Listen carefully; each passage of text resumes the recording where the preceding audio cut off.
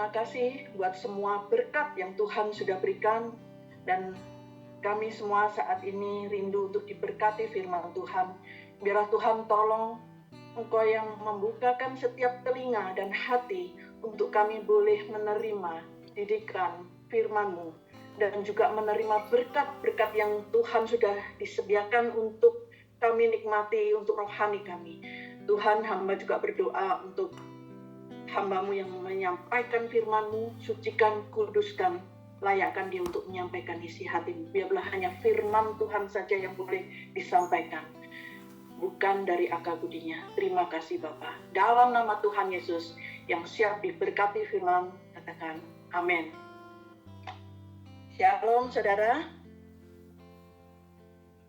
Nah, hari ini kita mau belajar tentang berkat Tuhan yang benar-benar memang tiada habis saudara. Kita sudah mengamini bersama betapa firman-Nya itu ya dan amin, bahwa firman Tuhan itu disediakan untuk kita. Tuhan berjanji di Mazmur 37 ayat 23 sampai 26, saya bacakan. Tuhan menetapkan langkah-langkah orang yang hidupnya berkenan kepadanya. Apabila ia jatuh, tidaklah sampai tergeletak, sebab Tuhan menopang tangannya. Ayat 25, dahulu aku muda, sekarang telah menjadi tua, tetapi tidak pernah kulihat orang benar ditinggalkan, atau anak cucunya meminta-minta roti. Amin. Ayat 26, tiap hari ia menaruh belas kasihan dan memberi pinjaman, dan anak cucunya menjadi berkat. Yang percaya firman ini katakan amin. Saudara, di antara kita semua di sini setiap hari bergumul dengan firman, mengamininya, tetapi kita juga sedang menunggu janji Tuhan. Ada yang sudah digenapi, ada yang masih menunggu janji Tuhan digenapi. Ada yang merasa orang lain diberkati, aku kok tidak pernah diberkati. Nah, bagaimana sih caranya diperkenan oleh Tuhan dan menerima berkat itu? Caranya bagaimana? Apakah ada rahasia khusus, Bu Aime? Sebenarnya cara untuk kita menggerakkan hati Tuhan itu adalah kita itu hidup dalam perkenanan Tuhan. Seperti seorang bapa yang mengasihi anak, ketika anaknya itu membutuhkan segala sesuatu, dia sudah merencanakan segala yang baik untuk anak itu. Sekolahnya, masa depannya. Kalau dia adalah anak orang kaya, bagaimana nanti anakku bisa memiliki bisnis yang luar biasa. Nah, dan setelah mendapatkan semua itu, apakah yang akan dilakukan oleh seorang tua untuk anaknya? Dia akan mengarahkan anak itu pada jalan yang benar, menasehati dia, terus mempersiapkan mental, mempersiapkan spiritualnya, kepandaiannya, supaya anak itu benar-benar tumbuh nanti seperti yang dia mau. Begitu, saudara. Nah, demikian juga Tuhan itu juga ingin kita itu hidup selaras dengan didikan Tuhan.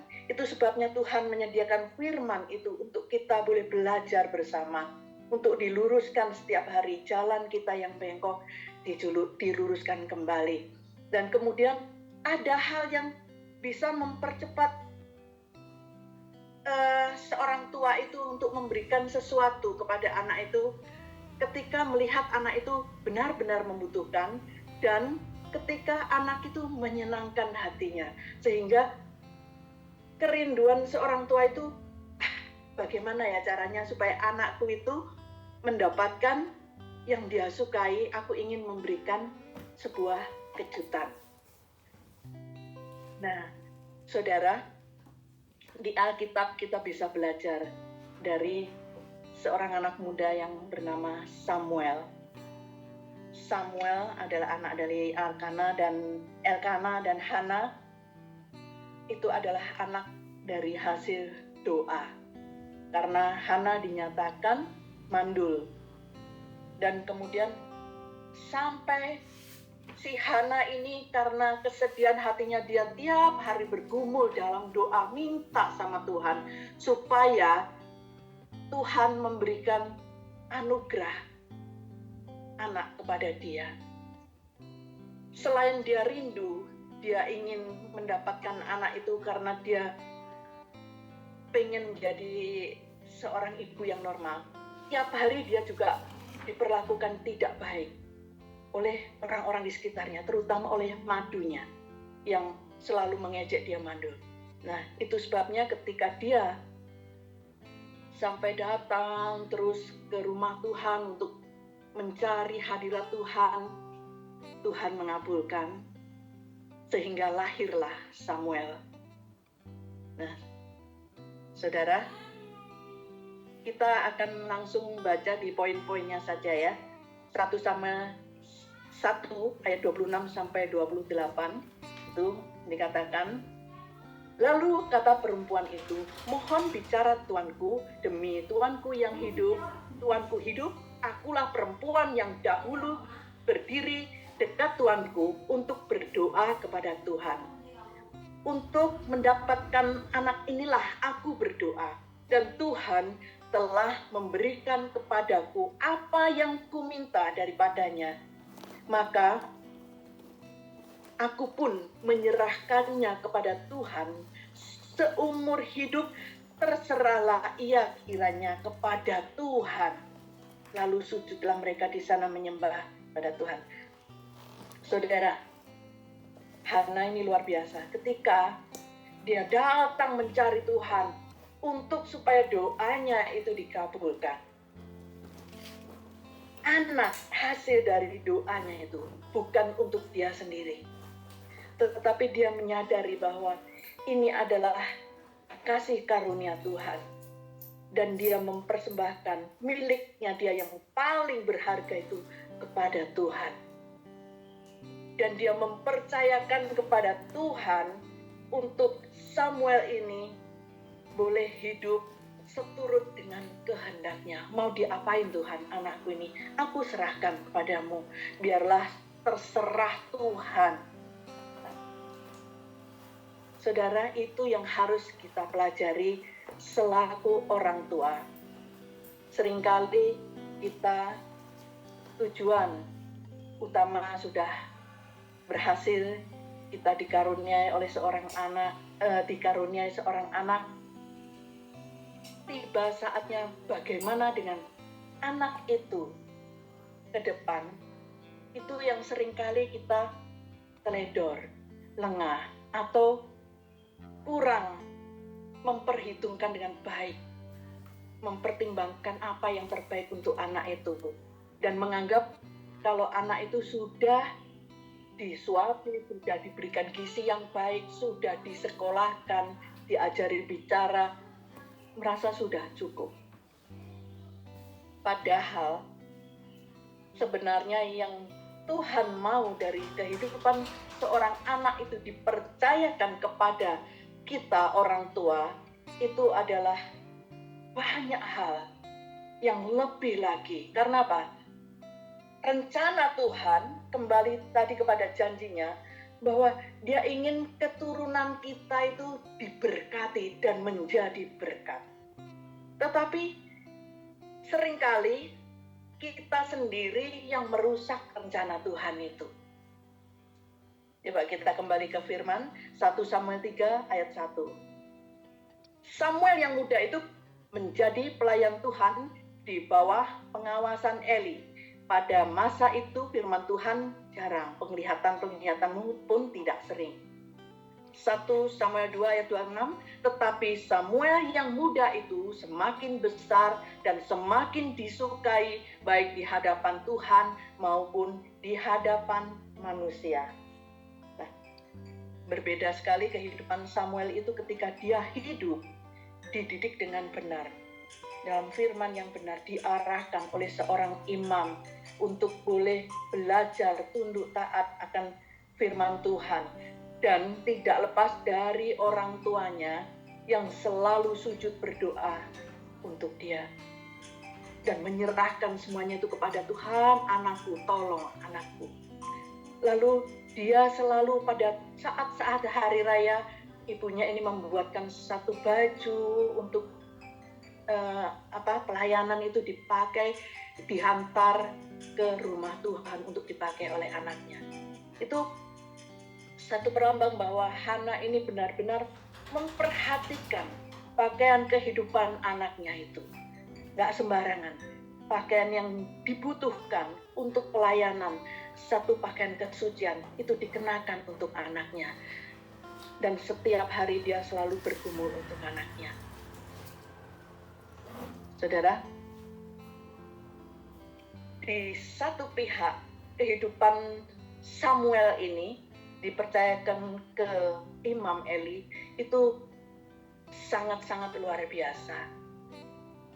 Tapi di dalam cerita di 1 Samuel ini ada kisah tentang anaknya Eli sendiri. Di mana anaknya Eli ini tidak hidup taat akan firman Tuhan. Kita baca di 1 Samuel 2 ayat 2 sampai 30.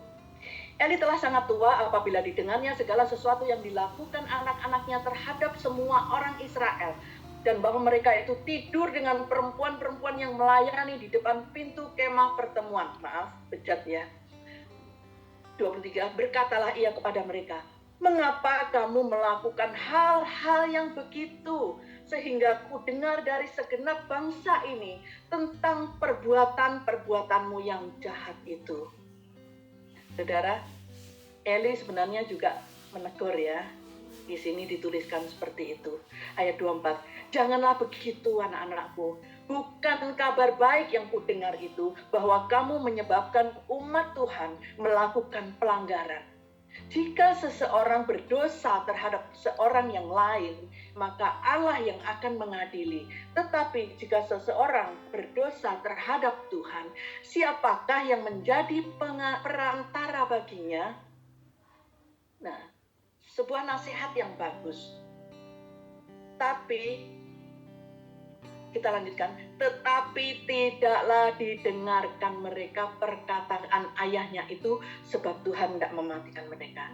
Ayat 26 tadi sudah dibaca bahwa Samuel semakin besar disukai di hadapan Tuhan maupun di hadapan manusia. Nah saudara, firman itu selalu mengingatkan. Bahkan di kitab Ulangan dan Imamat, di kitab Imamat itu selalu ditekankan ketika imam-imam itu melayani Tuhan, mempersembahkan korban, itu selalu anak itu harus dilibatkan. Dalam Imamat 1 ayat 11, Imamat 3 ayat 2, lalu kemudian diulang lagi di Ulangan, ada banyak sekali yang menyebutkan itu. Tetapi ketika seorang anak imam itu bisa terlibat dalam pelayanan di bait Allah, itu juga tidak instan, tetapi harus seperti yang dialami oleh Samuel. Bahkan sejak dari kandungan dia sudah makan doa ibunya. Lalu kemudian dia dibawa ke jalan yang benar, dia harus dididik dalam firman Tuhan. Dia harus mendengar firman itu setiap hari. Dan kemudian dipersiapkan untuk bisa hidup di bait Allah sebagai pelayan Tuhan. Dan bukti bahwa Hana mendidik dengan benar adalah Samuel tunduk taat akan peraturan di bait suci. Bahkan sampai masa tuanya dipakai Tuhan luar biasa sebagai nabi Tuhan. Jadi saudara, bukan hal instan ketika Samuel itu menjadi seorang anak yang soleh, anak yang taat, anak yang takut akan Tuhan.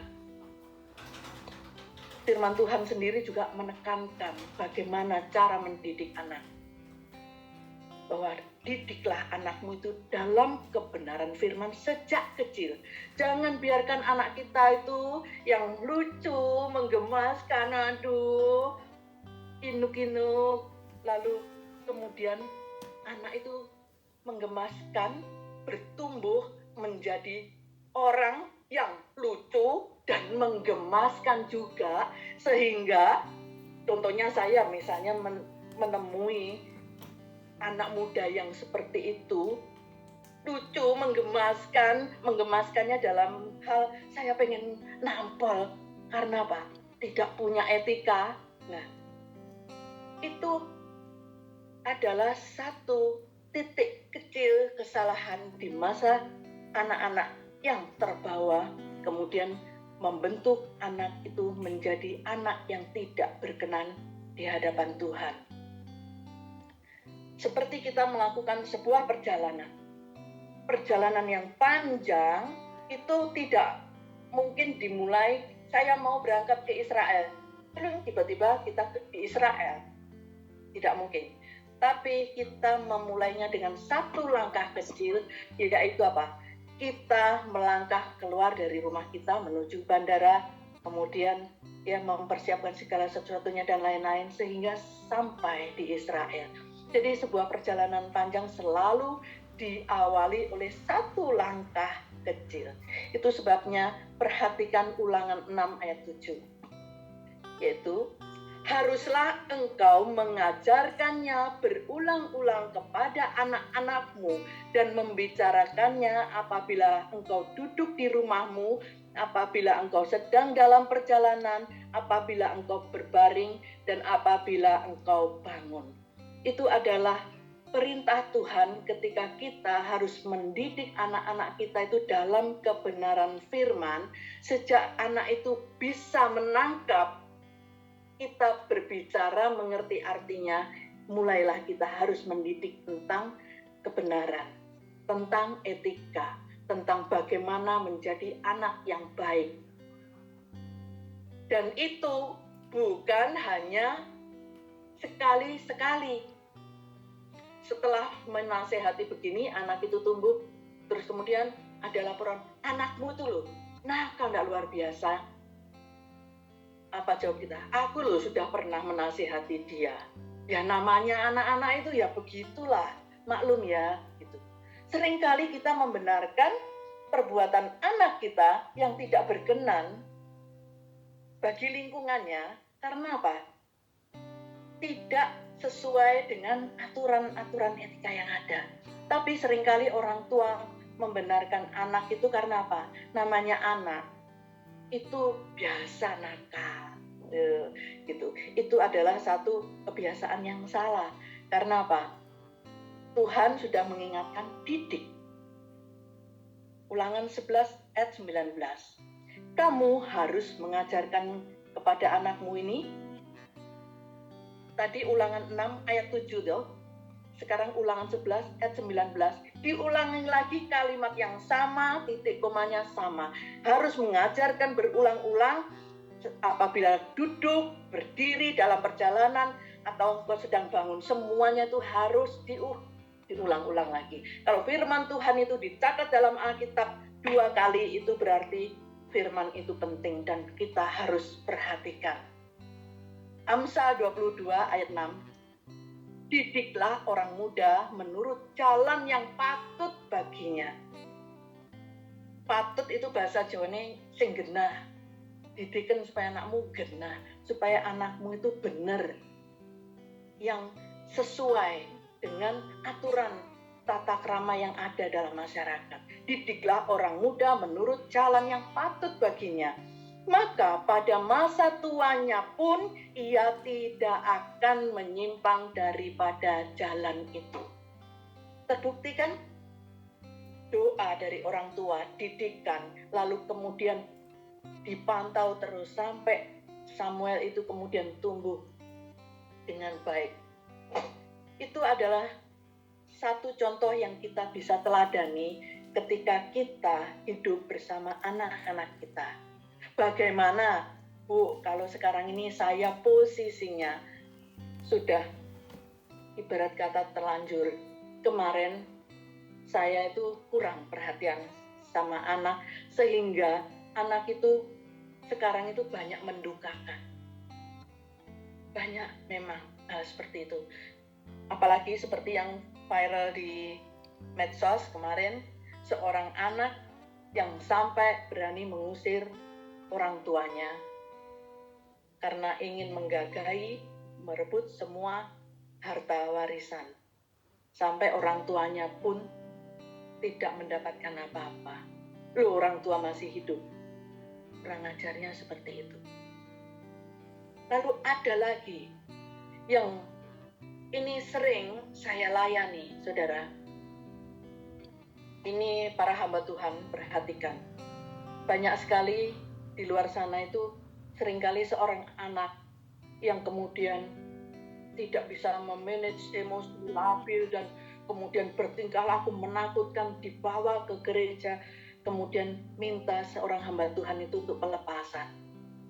Dan kemudian ketika anak itu kemudian meraung, melepar, dan lain-lain, selalu yang disalahkan itu adalah iblis. Ada pentingnya kalau seorang hamba Tuhan itu juga belajar tentang kejiwaan, tentang psikologi. Mungkin di STT juga ada ya, psikologi Kristen, di mana kita bisa membimbing anak-anak Tuhan itu untuk bisa jiwanya itu bisa tertolong ketika dia emosinya labil, ada kelainan jiwa yang karena ada trauma masa kecil, dan itu memang harus digali lalu didampingi. Itu bukan bicara masalah setan, saudara. Jadi sekalipun kalau anak yang seperti itu diberikan pelayanan pelepasan berkali-kali, setan diusir, setannya mesem guyu, saudara, tertawa. Karena apa? Setannya berdiri di pojokan, kemudian itu adalah hasil dari segala perbuatan didikanmu, dan engkau menyakiti hati anakmu sehingga dia menjadi seperti itu, lalu yang jadi kambing hitam adalah aku, kata setan seperti itu. Nah, ada kelainan jiwa yang disebut bipolar dan lain-lain. Baca di Google, banyak sekali macamnya. Itu menunjukkan bahwa jiwa seorang anak itu bisa labil, dan itu kadang-kadang itu terbentuk dari masa kecil yang tidak bahagia, masa kecil yang diabaikan, atau masa kecil yang mengalami trauma psikis, dan bahkan orang tua merasa kalau mendidik anak itu harus dipukul, memukulnya berlebihan. Padahal kita mengizinkan pukul anakmu dengan rotan, tapi jangan sampai mati. Begitu, saudara. Lah, ketika engkau menghajar anakmu itu sampai jiwanya mati, itu engkau merusak anakmu sendiri. Kita hanya boleh memukul dia ketika dia benar-benar layak dipukul, dan itu pun tidak untuk melukai, tetapi untuk membawa dia menjadi baik. Saudara, ada anak yang mengalami seperti itu tidak disadari oleh orang tuanya, sehingga kemudian hanya menilai anakku karakternya buruk. Nah, jadi nasihat-nasihat yang diberikan itu hanya seperti yang diberikan oleh Imam Eli, hanya sekali-sekali. Nah, jangan begitu, Tuhan tidak berkenan. Tapi tidak pernah fokus untuk bagaimana anak itu menjadi baik, pendampingan yang baik, kasih sayang yang sepenuhnya itu tidak pernah diberikan. Saudara, itu akan membawa dampak ketika anak itu kemudian mengenal, bersosialisasi lebih lagi, lalu kemudian diizinkan Tuhan untuk merit, dan dia dengan sikap sifat karakter yang sedemikian rusak, itu akan menyakiti pasangannya. Dan kemudian akan membawa pernikahannya itu tidak bahagia. Dan kemudian berujung kepada perceraian. Seolah-olah itu adalah hal yang biasa terjadi di dalam hidup pernikahan. Tetapi saudara, sebenarnya kalau kita mau flashback, kenapa anak kita itu menjadi anak yang keras, susah diatur, egois, mau menang sendiri, malas. Nah, ada anak-anak yang ini tidak dibiasakan, misalnya perempuan, anak perempuan, manja, cantik, imut kayak Barbie, didandani mamanya, cantik dibawa ke salon, manicure, pedicure, lalu kemudian disekolahkan yang pinter, tapi dia tidak mengerti bumbu dapur. Dia hanya bisa bermanja-manja. Kalau Tuhan izinkan dia menikah dengan seorang sultan yang bisa membayar koki, chef, dan kemudian pembantunya di rumah 10, berbahagialah. Tetapi ketika hidupnya menengah ke bawah, akan menjadi satu masalah. Itu sebabnya didiklah anak kita menurut jalan yang patut. Lah, jalan yang patut itu kalau perempuan ya harus bisa itu dandan, bisa cuci-cuci, bisa masak gitu. Saya ini termasuk wanita yang males. Tapi ketika saya diwajibkan untuk merawat rumah tangga saya, ya kalau saya tidak mau ditinggal suami saya, ya saya harus masak, saya harus memberikan dia pelayanan yang sebaik-baiknya, harus kasih sayang yang penuh, anak saya bisa bertumbuh dengan baik. Saya harus berubah dari karakter saya yang buruk. Saya belajar, apalagi sekarang Mbak Google itu baik, mau jadi chef saya belajar resep-resep itu, praktek masak. Nah, saudara, jadi tidak ada yang terlambat ya. Kalau anak kita mungkin sudah kadung bagaimana Bu, banyak yang bisa diperbaiki mulai hari ini. Kita didik dengan benar. Ayo mulai belajar, didampingi. Mama kemarin salah karena sudah terlalu mengabaikan. Loh, enggak loh Bu, saya enggak mengabaikan. Imam Eli itu loh, itu seolah-olah benar toh tadi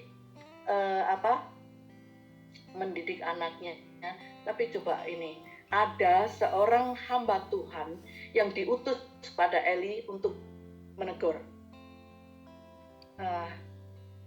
Di dalam 1 Samuel 2 ayat 27. Seorang abdi Allah datang kepada Eli dan berkata kepadanya, tidak disebutkan siapa abdi Allah itu.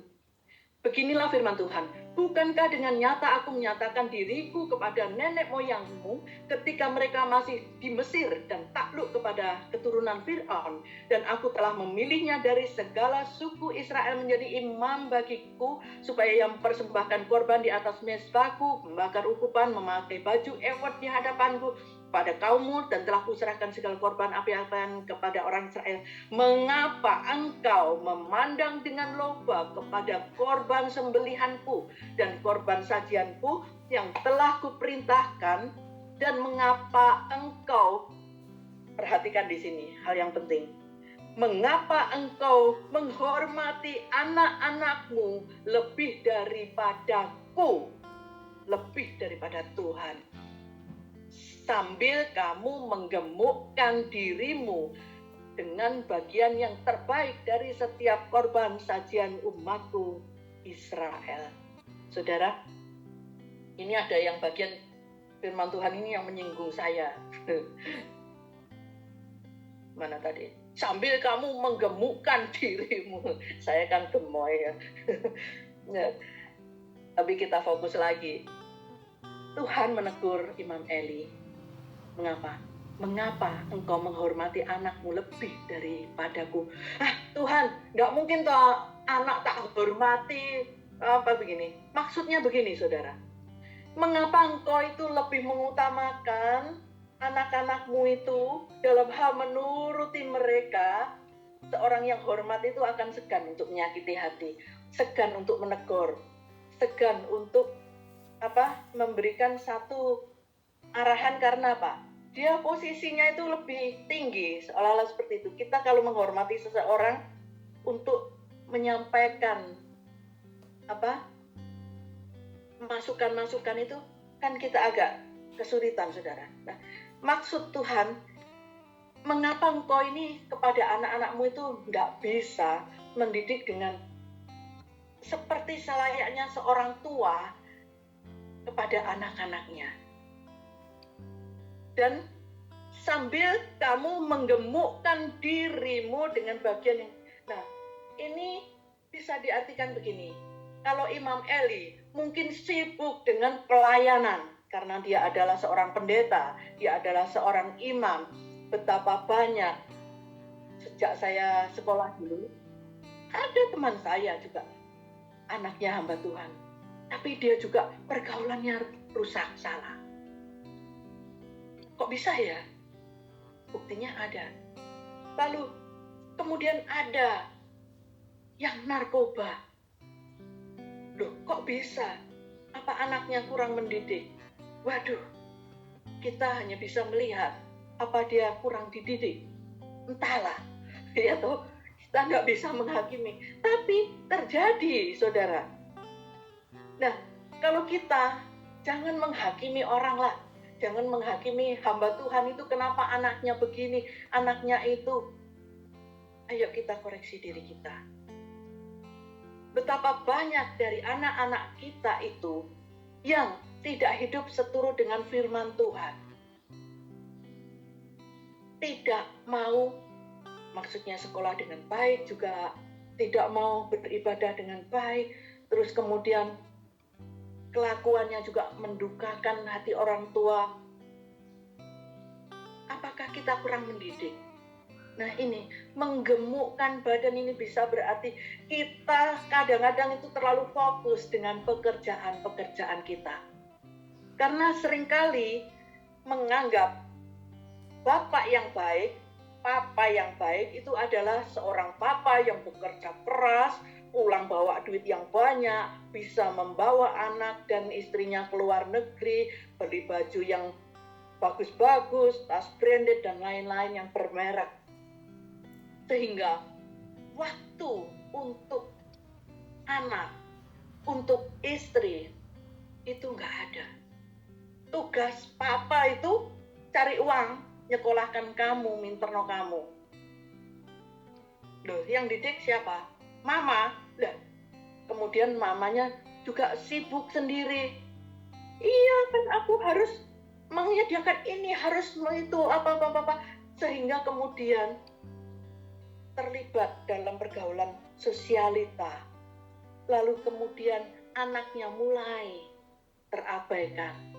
Dan ketika melihat anaknya cuma tumbuhkan, bisa jajan dengan baik, bisa dandan dengan baik, dan banyak yang naksir, bangganya, ayo anaknya cantik, banyak yang naksir, begitu lemah gemulai, dia sudah bangga.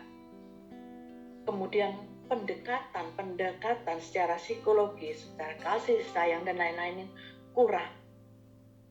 Sering itu saya lakukan juga loh, saudara, apalagi yang ekonominya menengah, itu biasanya suami istri bekerja, dan itu termasuk saya. Ketika sebelum menjadi hamba Tuhan full time, saya kerja di sekuler. Urusan anak adalah urusan babysitter, pembantu. Lalu kemudian sampai dewasa dia terbiasa menyiapkan segala sesuatunya sendiri. Lalu ketemunya jam pulang kantor. Cuman berapa jam, saudara? Dan itu tidak maksimal. Apalagi kalau sekarang itu sudah di tengah-tengah mama dan anak ini ada sekat yang namanya handphone, gadget. Di tengah papa dan mama ada sekat yang namanya gadget. Di tengah-tengah keluarga ini ketika berhimpun bersama, mestinya mesbah keluarga dan lain-lain, ngobrol, nonton TV aja sekarang nggak laku loh. Ini di rumah saya TV itu tidak pernah disetel. Kalau disetel itu cuma untuk mengikuti ibadah online atau kemudian nonton drakor dihubungkan dengan tapi tidak pernah nonton TV seperti kita zaman dulu. Jadi kebersamaan itu semakin hilang. Jangan heran ketika kemudian anakku kok berubah. Saudara, kita semua yang berubah, bukan cuma anak kita. Nah, sebelum itu semua terlambat, lebih terlambat lagi, saya tadi kan terlambat, saya lihat 9 menit, ternyata saya masuk sudah waktunya firman. Itu sudah terlambat, tapi masih ada waktu bagi saya untuk memperbaiki diri sehingga saya bisa menyampaikan firman ini. Begitu pula kita untuk mendapatkan keluarga kita kembali baik, anak kita menjadi baik, suami istri menjadi baik, masih ada kesempatan bersama dengan Tuhan. Maka Tuhan akan berikan hikmat itu, jalan bagaimana kita bisa melaluinya bersama. Amin, saudara. Jadi jangan merasa kalau kita sudah terlanjur dalam satu kesalahan itu kemudian merasa dunia sudah kiamat. Tidak. Serusak apapun anakmu, anak kita, dan siapapun itu masih bisa diperbaiki selagi kita itu masih bernafas. Saya selalu tekankan, selalu ada kesempatan untuk menjadi baik ketika kita itu masih hidup. Ayo kita perbaiki diri kita. Libatkan anak-anak kita itu dalam proyek misinya Tuhan, misi berkat di masa yang akan datang itu. Libatkan dia dalam pelayanan. Atau minimal dia rajin ke gereja. Dia bisa menjadi pelaku firman. Tapi anakku itu kayak ini loh Bu, kalau dengar firman itu masuk kiri keluar kanan. Masa iyo? Iya. Dulu kayak mama ya. Maaf. Bukankah kita juga seperti itu, saudara? Jadi memang kita harus bersama-sama membenahi diri.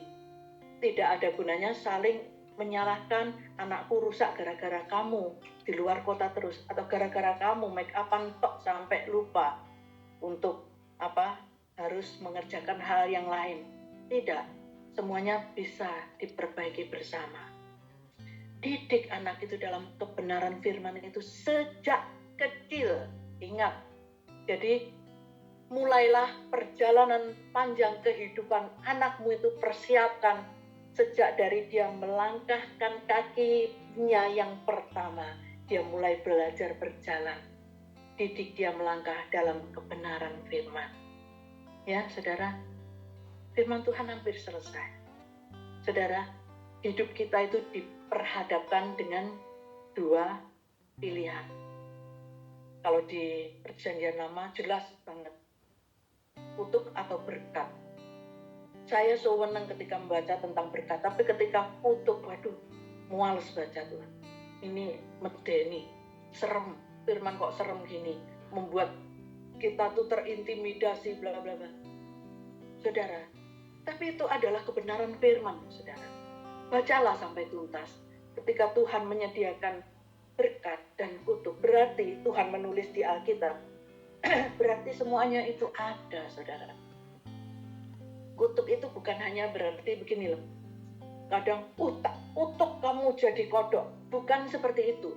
Atau kita sudah menjadi orang yang terkutuk karena dulu menyembah berhala, minum obat-obat dukun, dari air dari dukun dan lain-lain. Itu bisa pelepasan, saudara. Tetapi kalau kutuk yang dimaksud Tuhan ini adalah satu penghukuman kekal. Ada surga, pasti ada neraka. Kamu mau hidup kekal, mendapat mahkota kehidupan, atau mendapatkan penghukuman yang kekal. Selalu ada pilihan. Jadi ketika Tuhan menghadapkan dengan itu, mari kita pilih yang terbaik. Ulangan 30 ayat 19. Aku memanggil langit dan bumi menjadi saksi terhadap kamu pada hari ini. Kepadamu kuperhadapkan kehidupan dan kematian, berkat dan kutuk. Pilihlah kehidupan supaya engkau hidup, baik engkau maupun keturunanmu. Bukankah ada satu nasihat yang baik? Tidak ada yang menyesatkan di sini. Pilihlah kehidupan supaya engkau hidup, baik engkau maupun keturunanmu. Jadi jelas saudara ya. Dan Mazmur 37 ayat 23 sampai 26. Tuhan menetapkan langkah-langkah orang yang hidupnya berkenan kepadanya. Apabila ia jatuh, tidaklah sampai tergeletak, sebab Tuhan menopang tangannya. Saya ulangi lagi firman ini. Dahulu aku muda, sekarang telah menjadi tua, tetapi tidak pernah kulihat orang benar ditinggalkan atau anak cucunya meminta-minta roti. Tidak pernah kulihat orang benar ditinggalkan Tuhan atau anak cucunya meminta-minta roti. Itu yang ditulis oleh Mazmur Daud ini. Dan bahkan tiap hari ia menaruh belas kasihan dan memberi pinjaman, dan anak cucunya menjadi berkat. Terus doakan itu kepada anak cucu kita. Dan bukan hanya sekedar doa, tapi hidupi firman Tuhan itu, yaitu dengan cara mendidik anak itu dalam kebenaran firman Tuhan. Maka terjadilah berkat Tuhan itu turun atas anak cucu kita, sehingga digenapi keturunan kita itu tidak ada yang jadi pengemis. Bahkan dia itu memberikan kepada orang-orang yang membutuhkan pertolongan, diberikan pinjaman. Kalau orang benar memberi pinjaman, orang kaya yang memang tergerak memberikan satu pinjaman kepada orang yang benar-benar membutuhkan, itu dalam pikirannya bukan seperti rentenir yang harus bayar kemudian berbunga, tapi dia mengikhlaskan itu, menganggap kalau dia tidak bisa bayar, aku memang harus menolong dia. Bukankah kita akan sangat bersyukur, berbahagia kalau anak kita itu bisa diberkati dan menjadi berkat seperti itu? Amin, saudara. Itu sebabnya tidak ada kata terlambat. Kalau toh dari anak-anak kita ada yang menyimpang dari firman Tuhan, ayo mulai sekarang. Yang pertama, bawa dia kembali dekat kepada Tuhan. Terus bawa lututmu itu bertelut di hadapan Tuhan seperti Hana mendoakan kandungannya, dan kemudian ketika anak itu lahir, dia terus mendoakan dia, bahkan ketika anak itu sudah melayani Tuhan, terus dibawanya dalam doa. Sehingga Tuhan itu benar-benar fokus perhatiannya kepada si anak Samuel ini. Bisa kita lakukan itu semua. Kalau toh kemarin kita seperti Imam Eli yang bertopengkan pelayanan, sibuk pelayanan, anakku toh sudah besar, anakku bisa tahu sendiri mana yang baik dan benar. Semua tahu baik dan benar, tapi kan teori, seperti kita tahu kebenaran firman. Ayo kita lakukan survei, seberapa dari gereja tempat kita beribadah atau PD tempat kita beribadah, jumlah 100, berapa orang yang menjadi pelaku firman? Ya toh? Ayo kita lakukan bersama demi keturunan kita kelak. Kalau toh anak kita ini sudah married dan punya anak, bersyukurlah para oma. Karena apa? Seringkali kalau anak apalagi yang kemudian sudah teledor, anak itu biasanya dititipkan mae, ya toh, dipercayakan kepada maknya, rasanya tidak mau tahu. Dah, itu kadang adalah fotokopi kita dulu. Ayo kita perbaiki semua itu. Anakmu perlu perhatianmu, tapi mama tidak keberatan untuk mendidik dia dalam kebenaran firman. Didik seperti Yunike yang mendidik cucunya, sehingga cucunya itu akhirnya menjadi seorang Timotius, hamba Tuhan yang diberkati oleh Tuhan.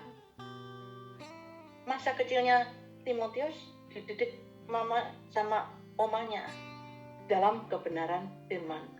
Jadi tidak ada yang terlambat ya saudara. Dalam Tuhan itu penuh kasih karunia. Tuhan selalu membuka tangannya untuk meraih kita. Kembali kepadaku, mari kepadaku. Ayo datang kepadaku. Semua. Tidak ada orang yang benar itu yang perlu keselamatan. Tetapi justru orang-orang berdosa, orang-orang yang dalam kelemahan rohaninya, orang yang perlu ditolong secara rohani, itu Tuhan datang kepada orang-orang seperti itu, termasuk kita. Hari ini kita diperbarui, disegarkan, dan firman ini selesai. Shalom. Firman ini selesai. Biar firman menjadi berkat bagi kita semua. Amin.